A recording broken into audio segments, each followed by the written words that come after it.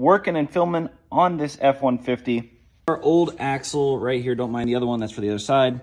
This was actually not even old. This axle is barely a year old, but it was the extended axle. It's supposed to be, you know, a little bit longer. I thought it would be better for lift kit, but look at here. This is where it was rubbing on the shock or the strut, and the boot's already ripped. So garbage. Thought we'd put the new one or the old ones back in, but they are all burred up right here, and that seal is bad.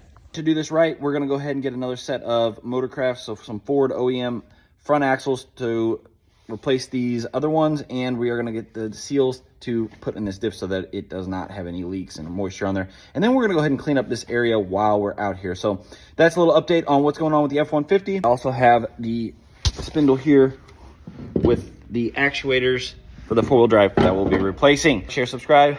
Thanks guys, we'll see you soon.